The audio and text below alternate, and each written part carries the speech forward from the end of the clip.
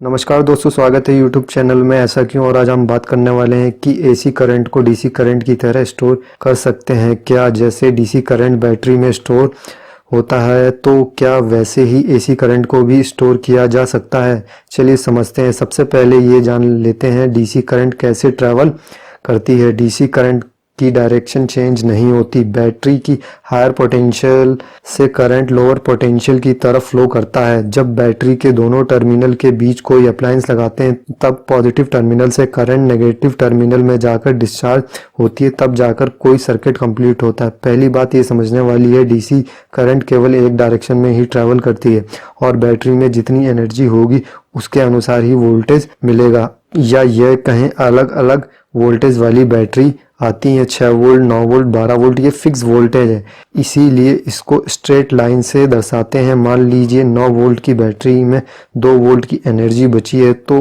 उसका ग्राफ कुछ इस तरह होगा।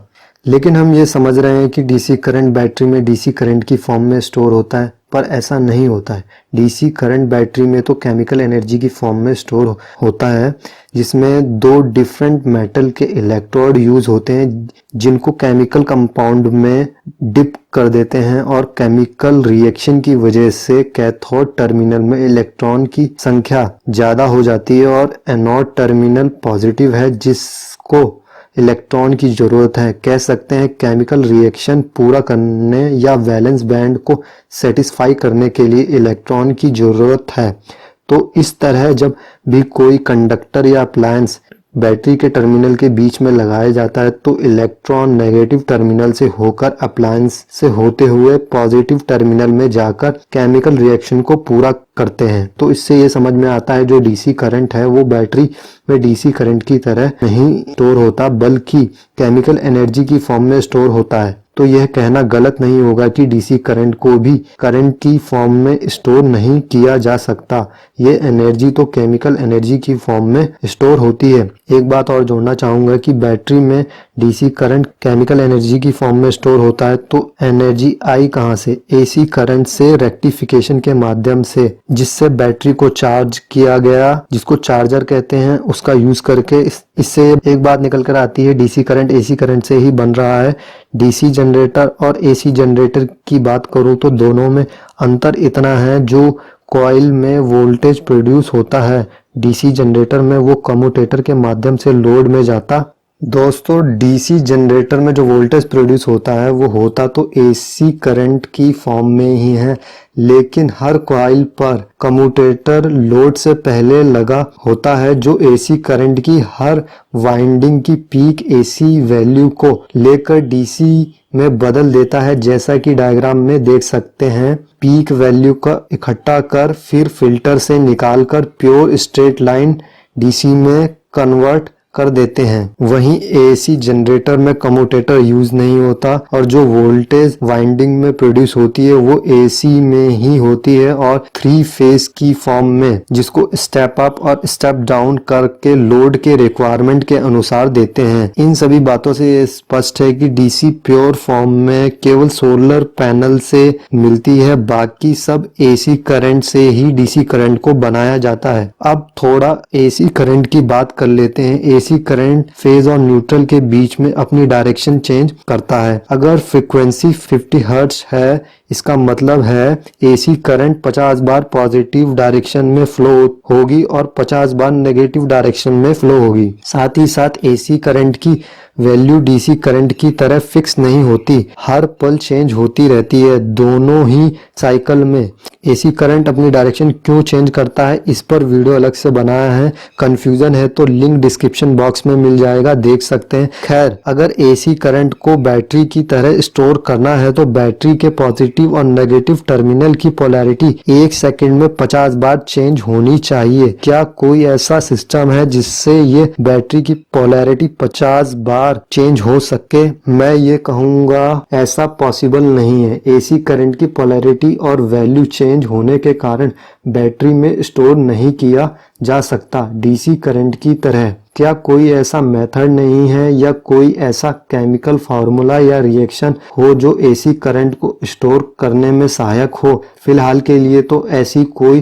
टेक्नोलॉजी नहीं है जिससे एसी करंट को स्टोर किया जा सके। ये बात जरूर है कि डीसी करंट को इन्वर्टर के माध्यम से एसी करंट में पुनः कन्वर्ट किया जा सकता है, जिसमें एनर्जी वेस्ट तो होती है लेकिन डीसी से एसी में कन्वर्जन हो जाता है। अगर हम ये इस बात के पीछे ही पड़ जाएं कि एसी करंट को बैटरी में ही स्टोर करने का उपाय होना चाहिए तो ये बेवकूफ़ी होगी, क्योंकि देखा जाए तो कोई भी एनर्जी है वो एक फॉर्म से दूसरी फॉर्म में बदल जाती है उपयोग के अनुसार। बैटरी में जो एनर्जी स्टोर है वो डीसी करंट नहीं बल्कि केमिकल एनर्जी की फॉर्म में स्टोर होती है। वैसे ही एसी करंट है वो एसी करंट की फॉर्म में नहीं बल्कि हाइड्रो पावर प्लांट में पानी की पोटेंशियल एनर्जी को स्टोर करके उससे टरबाइन को घुमाते हैं और टरबाइन से जनरेटर चलता है और बिजली बनती है। वैसे ही जनरेटर को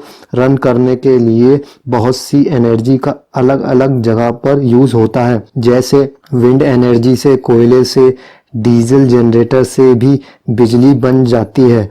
तो यह कहना गलत नहीं है कि हम एसी को स्टोर कर सकते हैं। जी हाँ, एसी को स्टोर कर सकते हैं, लेकिन दूसरी फॉर्म में।